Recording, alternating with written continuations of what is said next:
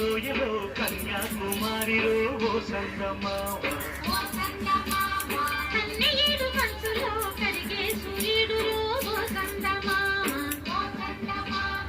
ఒకరాని కుంపట్టు రగిలించినాడే చెమ్మా చెక్క చేత చిక్క మంచి రోజు మాత్రమంది మల్లె దండలు కాశ్మీరు లోయలో కన్యాకుమారిలో